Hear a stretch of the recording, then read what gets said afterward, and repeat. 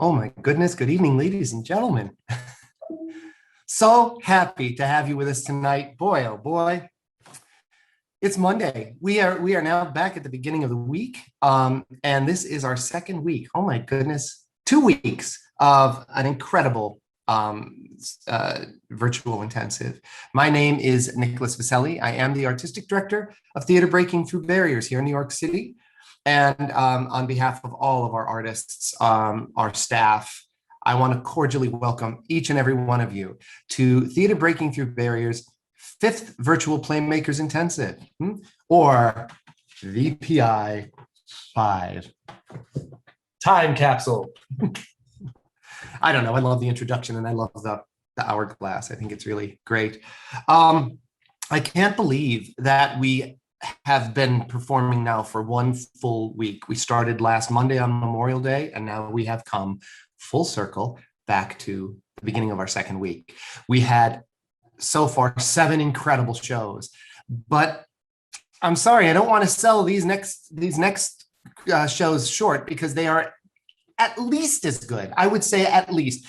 If I don't want to say better than, because I think everything we've been doing has been really wonderful, but it's just been such an exciting intensive, and I'm just so grateful to all of our artists for making all this happen, So I hope that you're all enjoying it. So I don't want to talk too much. I will just say tonight's show, written by the amazing Rebecca Quinn Robertson, whom I had the great joy of meeting during this whole virtual intensive, and I've never actually been in her actual live physical presence, and I can't wait for that day when we can all be together again. But she wrote this really wonderful play, and it is called Sisters WEYWRD. And it was directed, of course, impeccably by Stephen Drabicki. And we have this outstanding, gorgeous cast. Just phenomenal artists. We have Carey and Flanigan, Gaia, Visnar. Without saying any more, I'm going to turn you all over to tonight's golden voice, the wonderful audio describer, the wonderful and impeccable Andrea Misko. Andrea, take it away.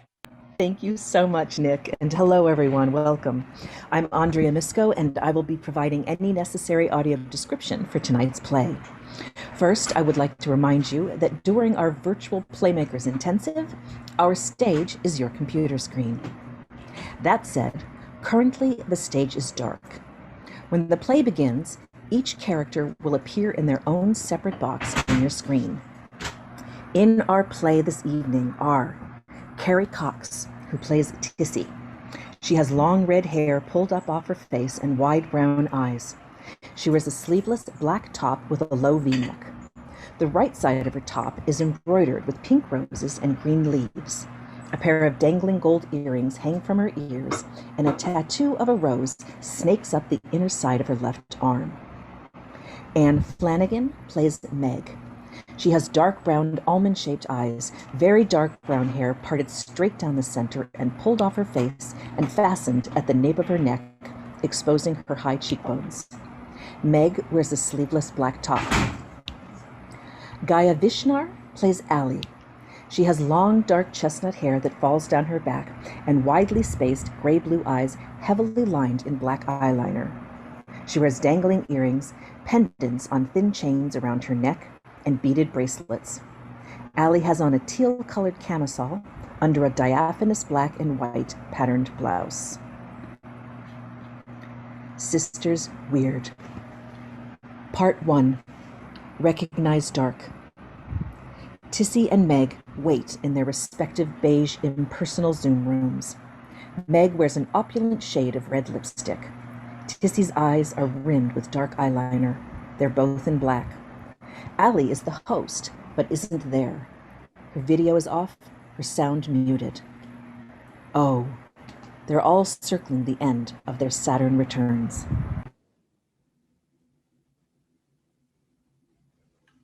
Where is she? Is this a piece, you think? Oh man, maybe. I don't want to be on camera. Oh, if she's recording. I mean, if anyone could make Zoom theatrical. And with that, Allie appears. The tendrils of a homemade, well-loved altar frame her. Smoke curls round her face. Hi! Hey! Holy shit! Here you both are. I can't believe I'm looking at you. Did you get the bracelets? They hold up their wrists, each circled with a red string. For protection. Allie holds up her wrist. Bless Mother Hecate and Saint Titania. You want another Stevie Nicks kick or? Baby, I'm fully practicing now. Practicing? Witchcraft, bitch. I thought you did Reiki. Yeah, I do that too. It's all part of my practice, all woven together. Oh, cool. You know, you used to practice too. Oh, God. Well, she was definitely involved. I think we did a good job at pretending, Allie. So, Well, women, I guess I should stop being demure. oh, that's not a word I'd use to describe you. Yeah, you haven't been coy a day in your life, Electo. They breathe in recognition. Well, no one's called me that since 2003. A shimmer in the air, the collective heartbeat heightening. I thought you'd forgotten. I don't remember mine. Megara. That's right, Persephone. Mine always sounded more highfalutin than both of yours. Well, we were the townies and you were the exotic newcomer. I guess anything's exotic to the Pacific Northwest. Thank God I don't live on the West Coast anymore. Now that is some heresy. But you're basically in a foreign country yourself, Los Angeles. Well, sometimes Taos feels like living on the moon. Think you'll ever go back? Oh, fuck no. How long's it been? Decade? About 5 years for me. Allie? I go back to see my mom. Oh, she says hi. I bet we'd split the ground if we three walked in that town again. The energy heightens, an animal hum.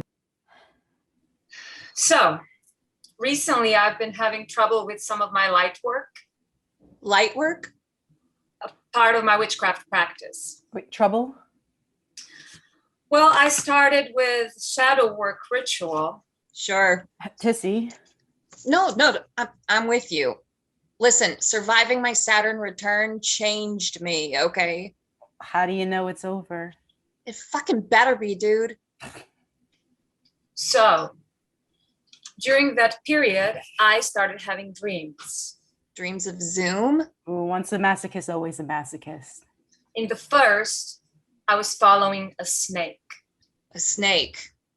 amongst the woods, and I recognized her. She was speaking, but See? Aren't they all?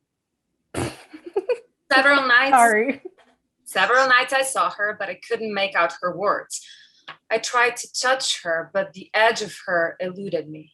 I take that back. Maybe it was a man snake.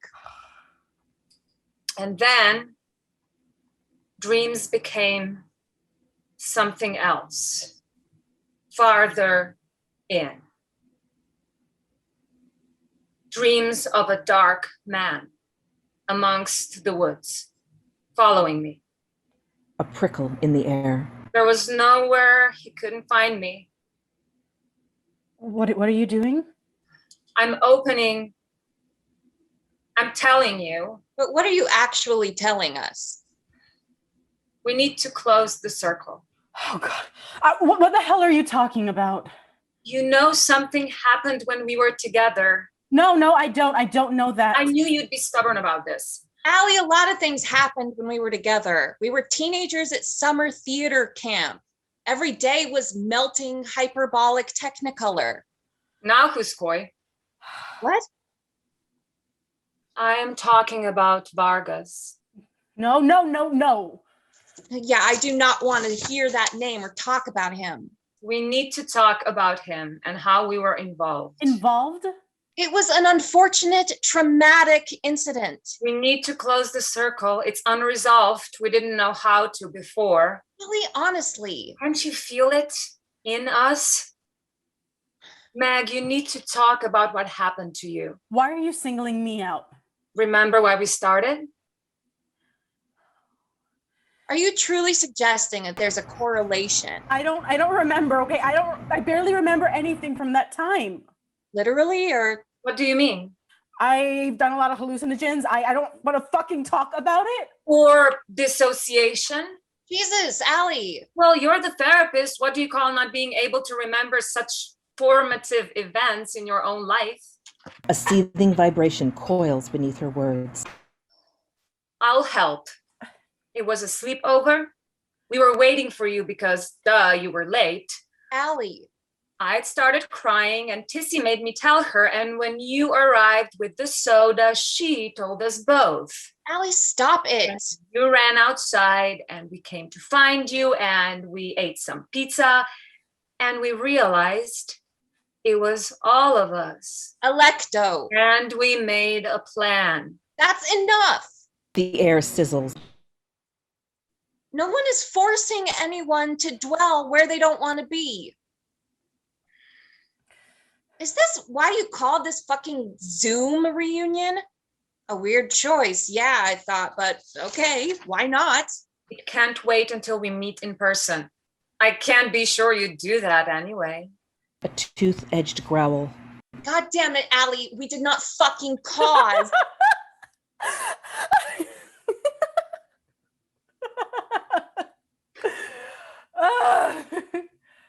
Man, you are never not pissed. Well, that sucks. See, you're already mad again. Shit. No, don't misunderstand me. It was my first favorite thing about you. Remember in the makeup store downtown when you took me to buy lipstick during our day off? I was in a dark way, something with me and Vargas. He wouldn't even look at me. So the sales gal was aggressively courting me and I was basically answering in whispers, could barely speak. And she got really irritated, started talking to me like I was a silly little shit. And then you heard her and came striding from the opposite end of the store. And your presence next to me was so primal, so furnace maternal that she just shut the fuck up, cashing me out in complete silence. Oh, I was sweating. I thought you were gonna lunge and bite her. I swear to God. And then right at the door, you announced in your most resonant register, "What a fucking cunt!" The whole store had to have heard, and you pulled me out onto the street, and I who had been sworn to never say that word, who was still so good despite everything, was goddamn delighted. There's no one like you. That's when I knew I loved you. Well, that was very grandiose. I sound like Athena, honestly. You were. Are you still writing? Oh, you know, in a fashion. Don't do that. What? Belittle it. I just can't listen to you undermine. You always do this. Okay, now. Always turn away. Excuse me? Something happened. I'm not sure when, it's been so long, but you stopped wanting to hear certain things and you let me go. I don't know why. A light crackling.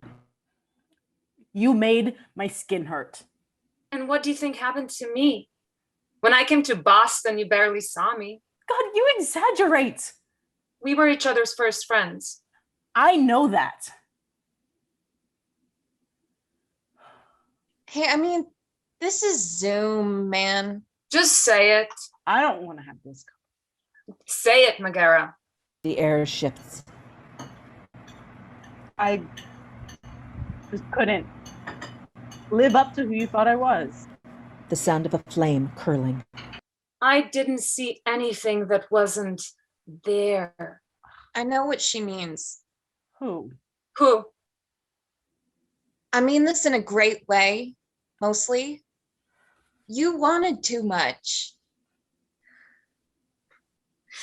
Is it because it was me too? I didn't ask him to. I didn't want that.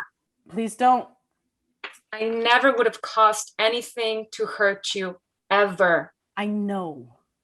And you didn't fucking tell me until after. That was the first time you kept anything from me. I think that's why I hated him. He took away the purity of that time.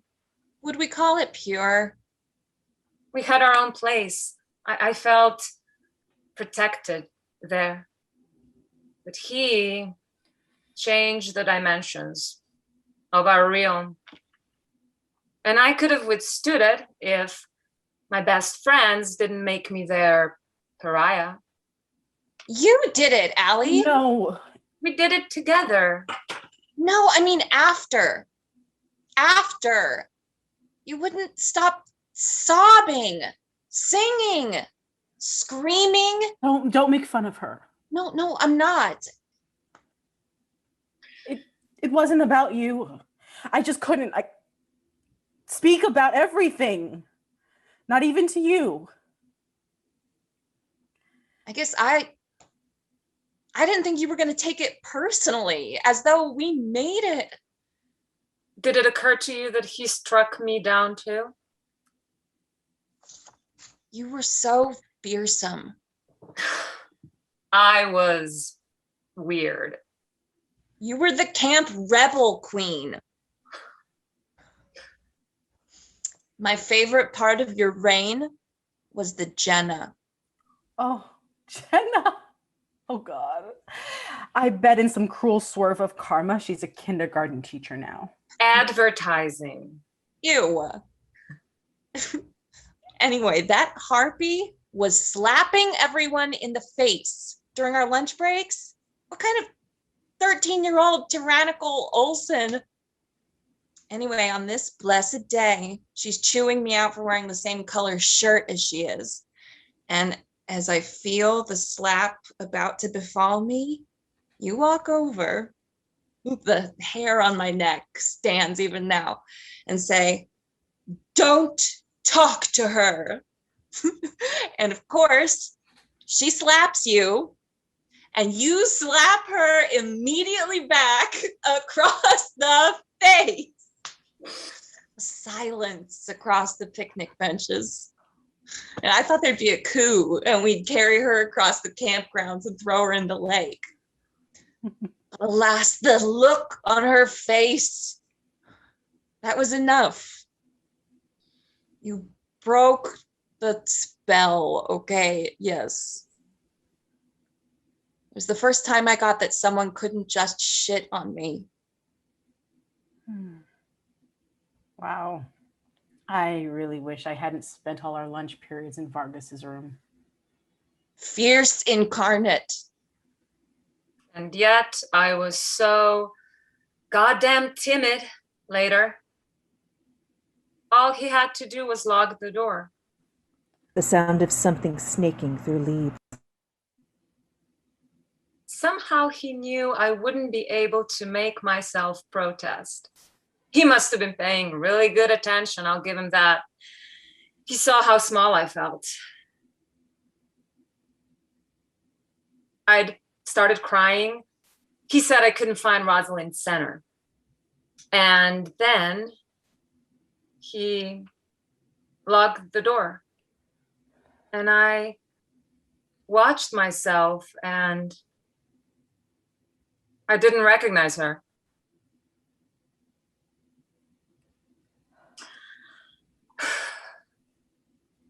How did he know how little I knew myself? That I could be convinced of anything? Oh, Allie. I have no idea how the person from your story exists. Jenna wasn't a man with 17 years on you. A strangled murmur. You knew what to do for us after? You knew. Your protection was almost blinding. You were the first one to talk to me. The new girl with the blue stripe in her hair. Oh God, you were cool. Well, I felt like I was throbbing with weirdness. Remember when you used to pass me during tech and say, hold your head up? That. And the slapping, duh. That was when I knew I loved you. You loved me? Yes, you psychotically supernatural avenging angel. That's why you always tried to make out with me after dances. I made out with everyone. Well, now I don't feel very special, Tissy. That silken sound of serpent filters in again. There's only one kiss I regret. What happened between you and him? I was too afraid to ask Ben. Please don't hate me. I don't care. I'm not talking to you. I couldn't. It was a one-on-one rehearsal, naturally. We were working through Cleopatra. Oh, such another sleep that I might see but such another man. Which was about him in his mind. And he looked at me. Honestly, that was enough. He extended his hand. I took it. I was enraged by my invisibility then. Fuck, I still am. My skin burned, and he looked at me. I didn't even think. Just opened my mouth. A low, feral murmur. What happened? I mean, why'd it stop? I wasn't you. I wasn't special. He just loved having a devotee. Don't do that. I waited at his door like a fucking dog. I was so weak. It disgusts me. Hey, No, it's true. A hiss. you were our heroine. Oh, you missed this, Tissy. But in the first year, there was an end of year open mic. Oh, God. Yeah, and so this especially charming dickhead, Josh Mead, was doing stand-up. Shut the fuck up. Yeah, and well, he'd ask me out, which went badly. And so he's ramping up in his central bit about lesbians and just what is so freakish, so unfathomable about these women. And I don't know, why did everyone always think I was gay? Was it the dogs? And the DeFranco fixation. And the LL Bean and the nose ring. Okay, Birkenstocks. Fair. So anyway, he says my name and I'm cowering in my seat, contemplating death. And next to me, Meg stands. And Josh stops talking, looking real nervous. And everyone is staring at her for what seemed like full 5 minutes of silence. I was positive I'd vomit. And then she says, "You're not funny." In like a voice of an old crone, seriously, from another plane. And there was this collective gasp and applause. Everyone is hooting and clapping, and I realize it's for me. And she pulls me up and I bow, and Josh leaves the stage. End of stand-up career. Woo! That's when I knew I loved you. I took it for granted before that. Well, we all know I peaked early. Fuck, Meg. What? I just wish you. Why are you so mad at me? I hate that you drown your brilliance. Oh, you know, I always felt like you loved me, but there was this essential part of you that couldn't stand me. No. I didn't imagine it. Look, when we were younger, your weird radiance made me crazy. We all went through shit, but even in your darkest moments, you still had this shimmer. Swimming about you. You couldn't even do anything about it, but you'd shove it down. And no one knew it better than Vargas. Man, yeah. Please, just stop. He would have given you every lead if he was allowed. I think I know what you're going to say. he saw you. Stop. A jagged howl. I don't want to hear about how I was. She is still you.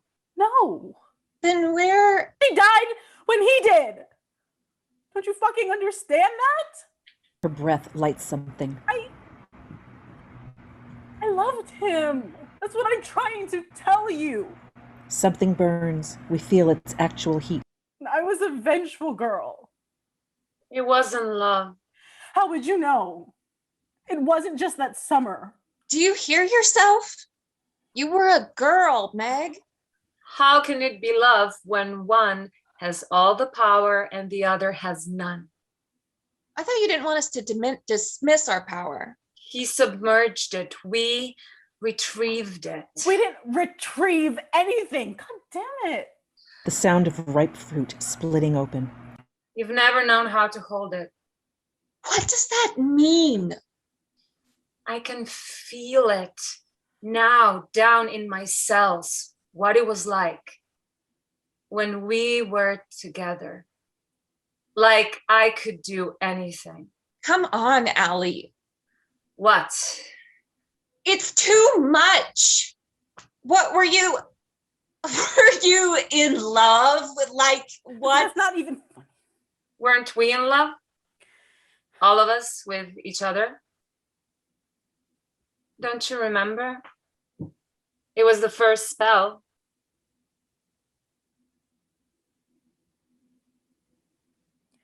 In the dream I had before I emailed you, we were putting on a play.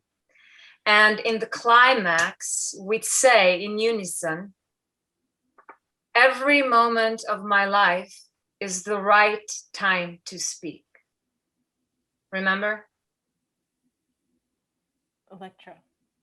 Yeah. Witchcraft is just this, us, together, speaking. Part 2. Extract poison.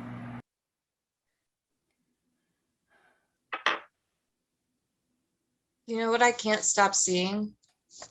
Tell me. I know. If things had been different. You mean if we hadn't? No. If we hadn't needed to. Yes. Like, if Go on. would I have let him if Say it. If he wasn't so well-read, British, rock star who loved Keats. if he didn't smoke those fucking French cigarettes, If words didn't fall like velvet from his mouth. if his gaze wasn't flames licking my skin, If his scent wasn't lilacs in heat. If he didn't put a star to death with his smile. Allie lights a narrow red candle. I wish I'd never met him. A whale. A small animal. I can't get it back. he took nothing from you. The flames lick. Allie lifts her hands toward the sky and tilts her head back. Pour into the flames the lilt of your regrets, I say. This is ridiculous. Meg.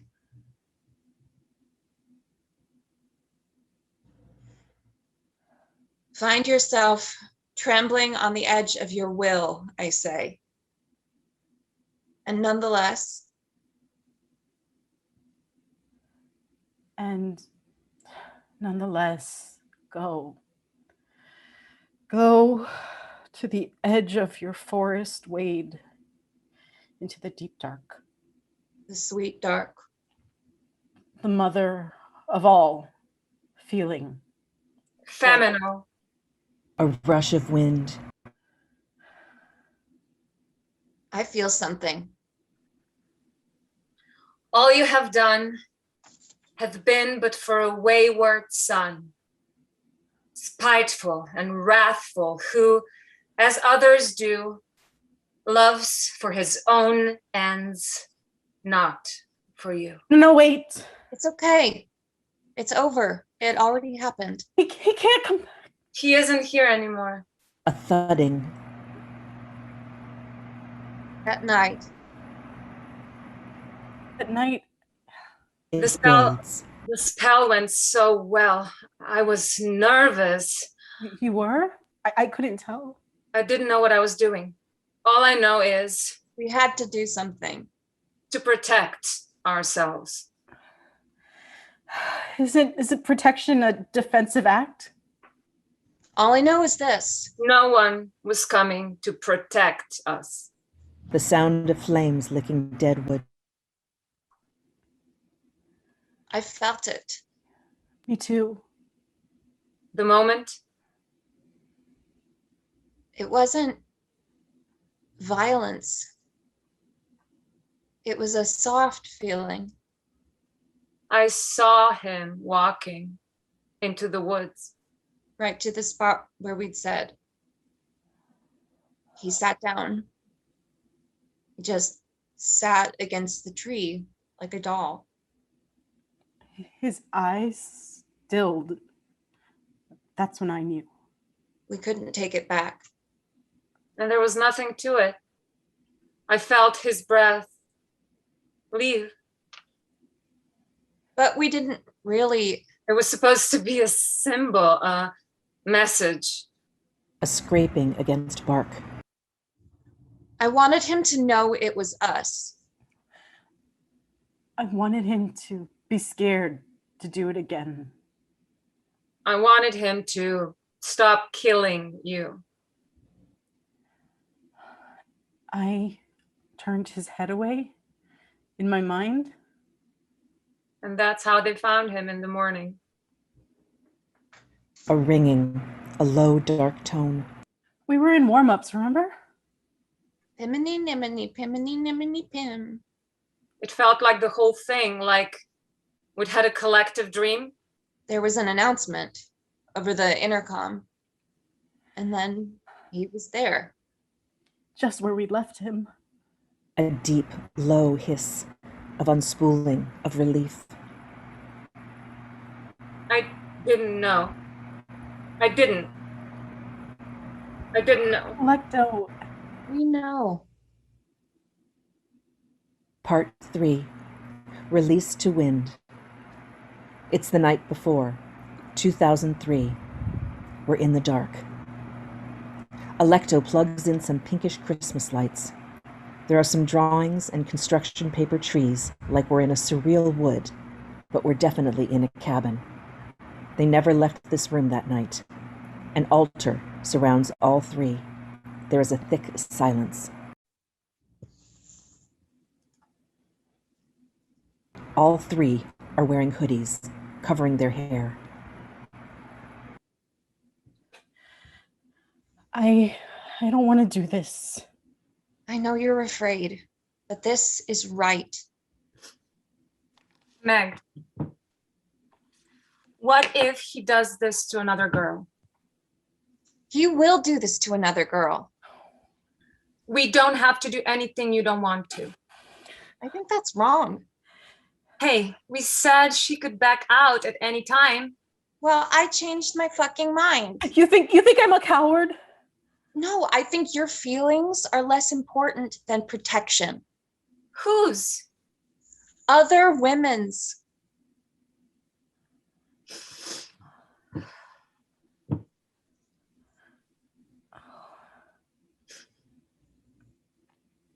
Sisterhood is taking back what's been robbed from any one of us.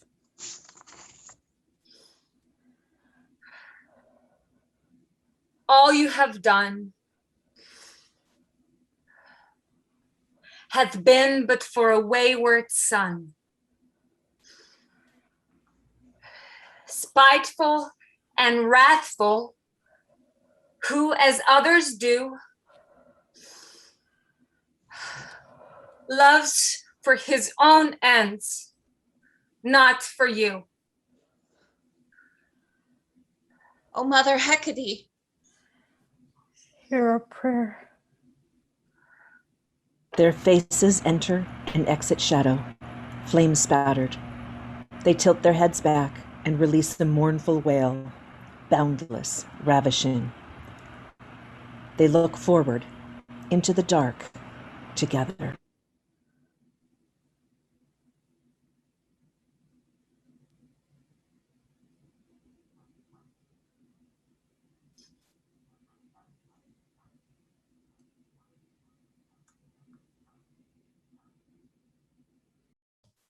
Mm.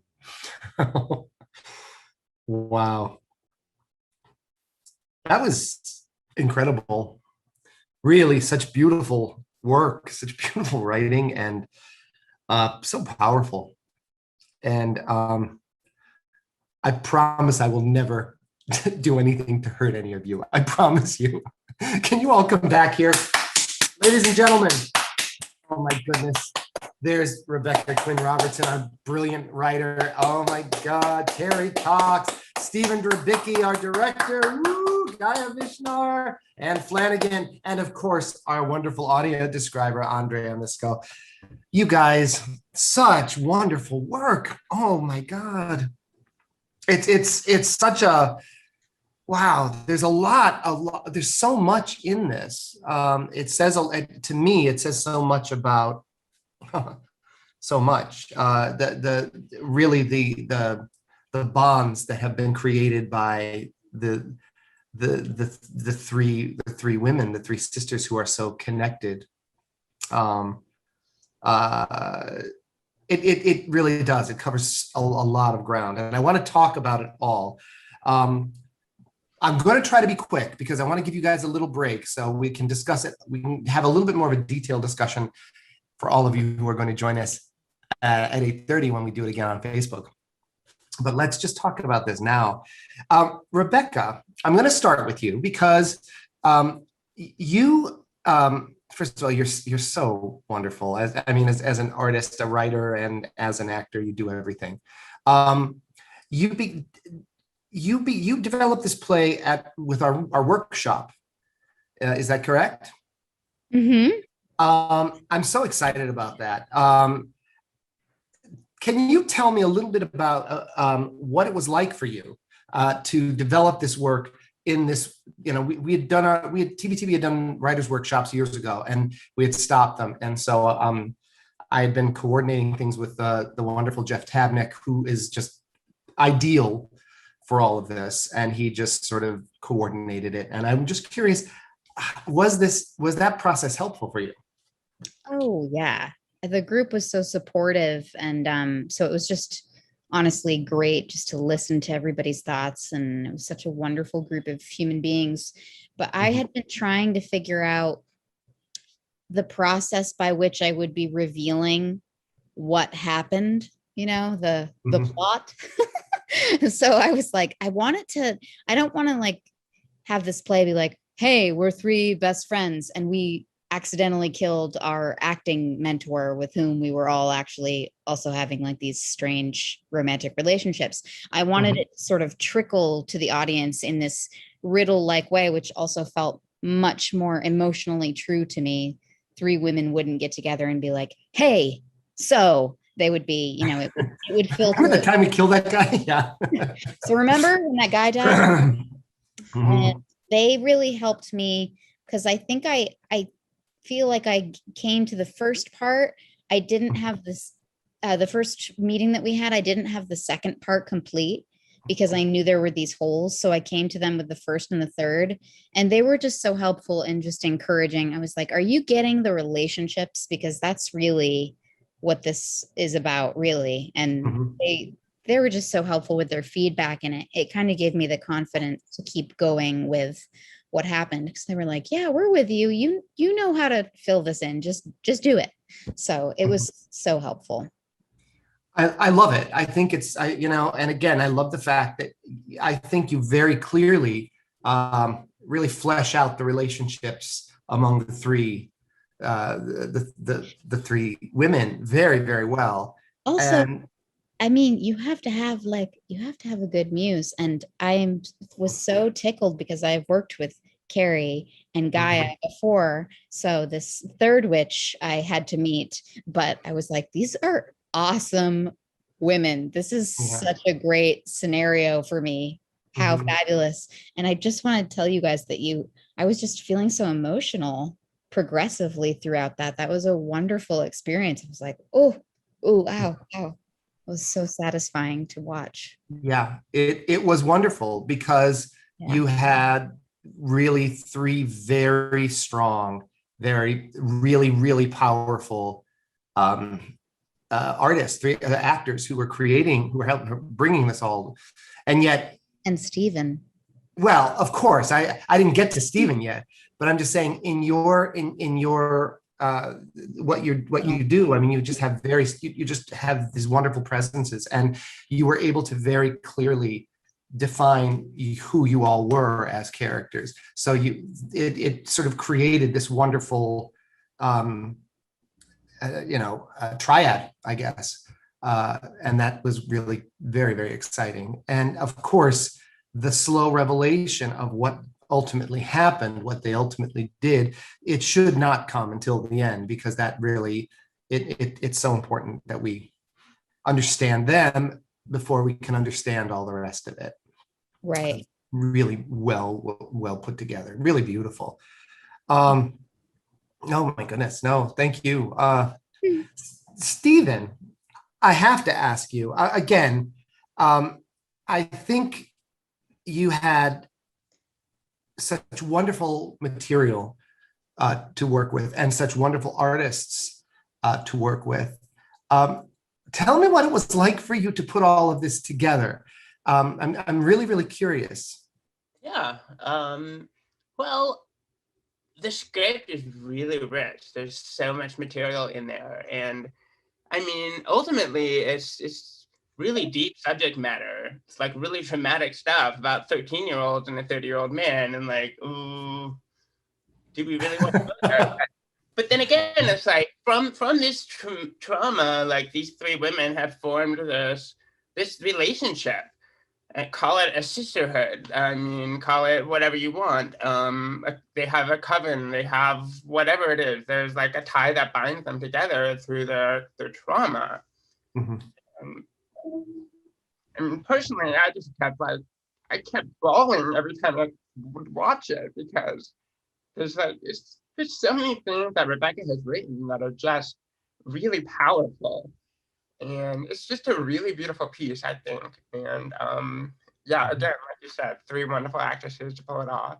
And I really love all the sound effects that are in there.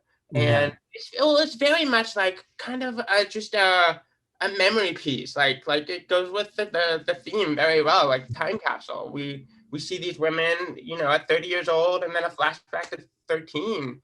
But then you also hear throughout the whole time, you hear all the sound effects of the incident that night.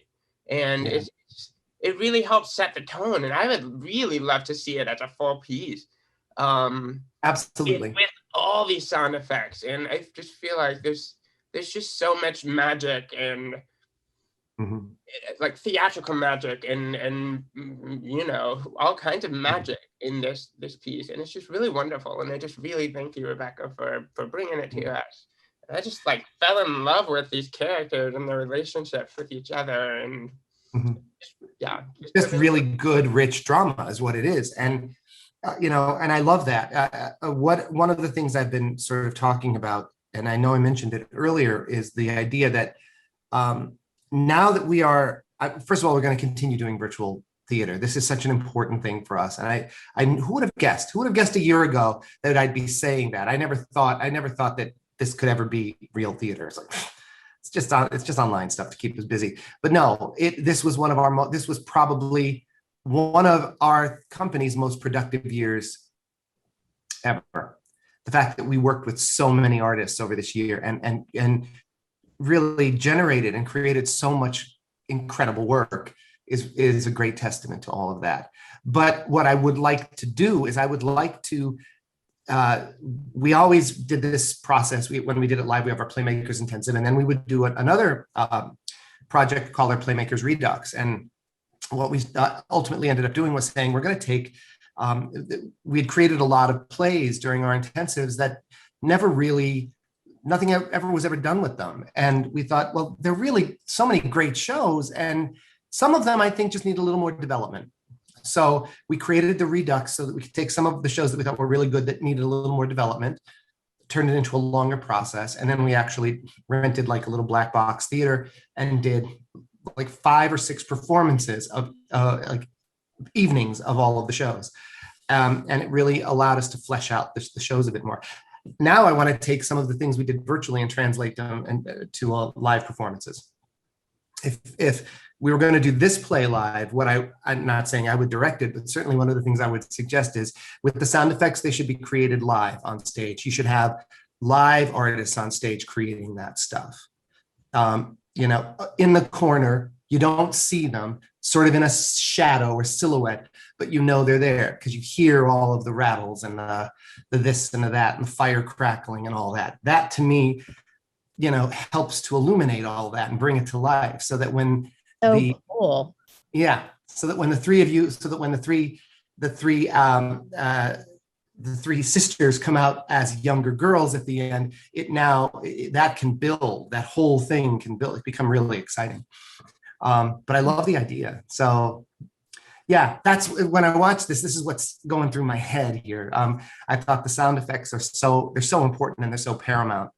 But I love it.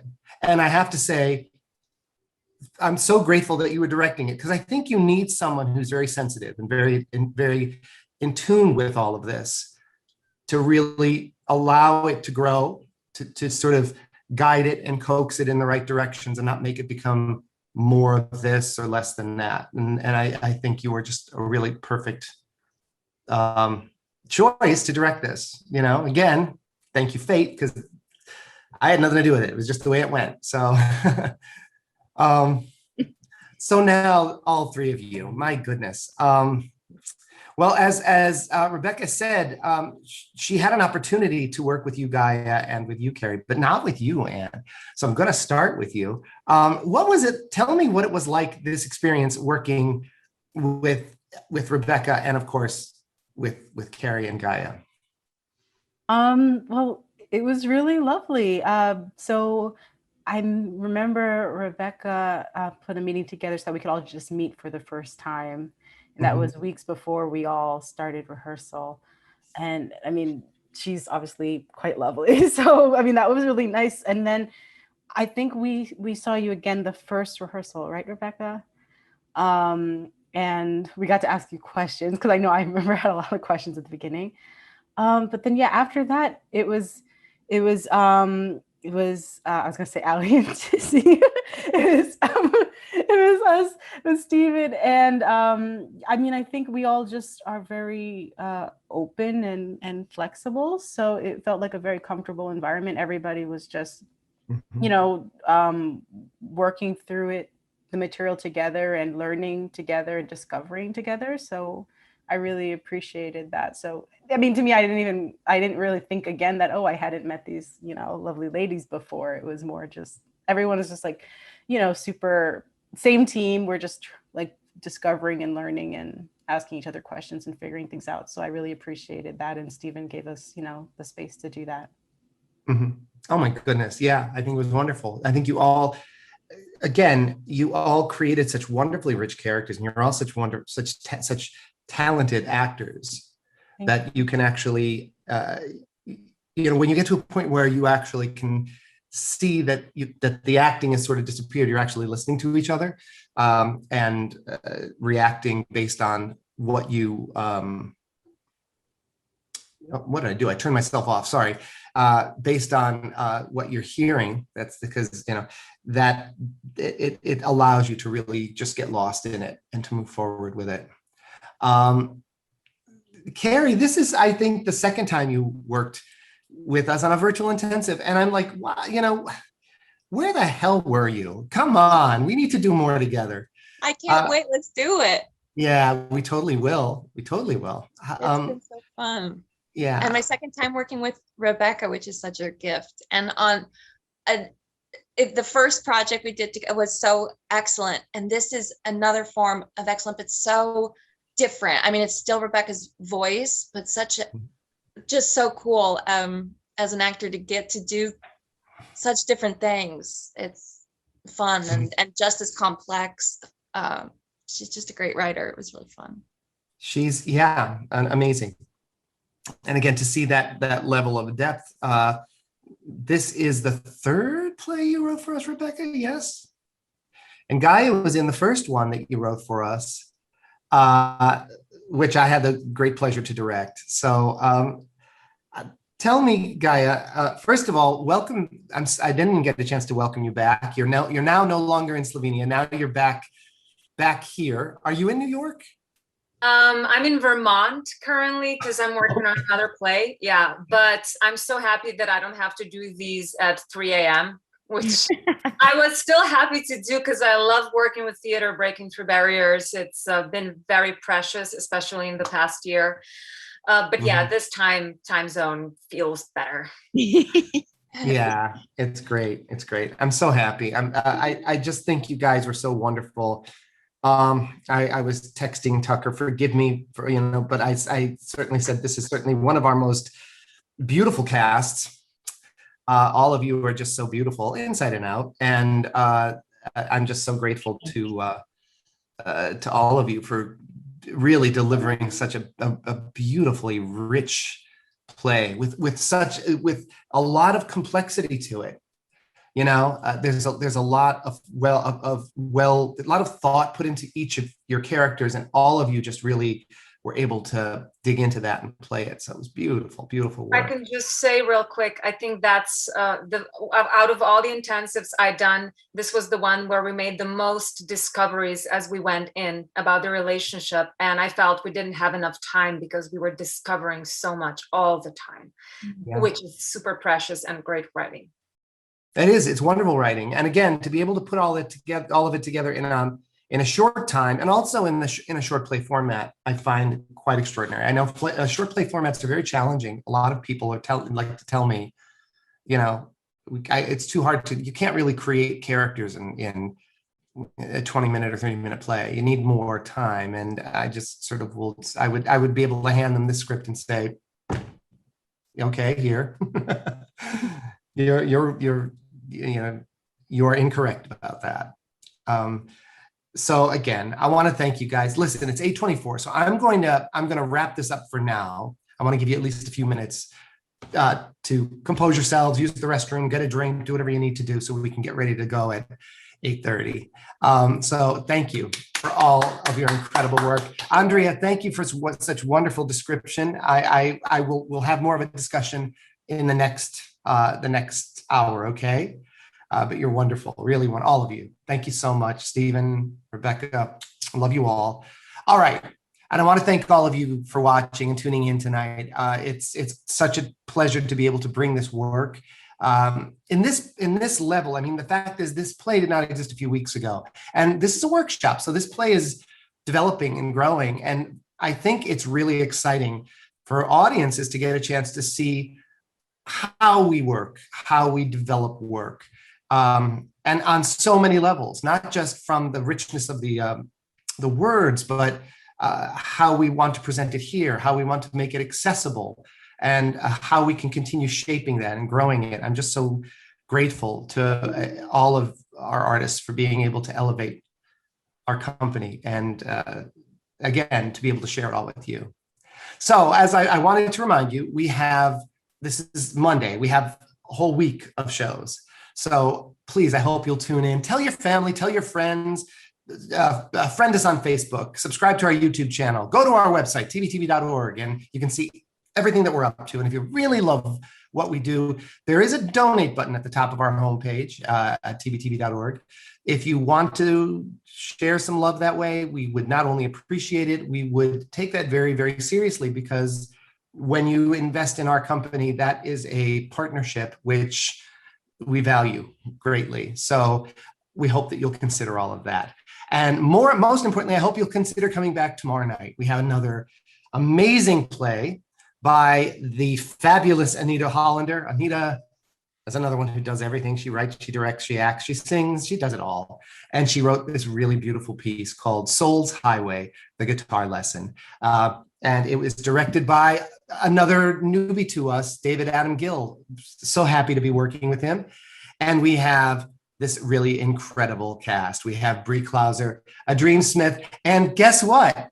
Rebecca Quinn Robertson. So tomorrow night, you're going to get to tune in and see her perform. So we hope you'll tune in tomorrow, 7:30 here, 8:30 on Facebook. Ladies and gentlemen, thank you so much for watching. Have a wonderful evening, and we will see you tomorrow. Bye-bye.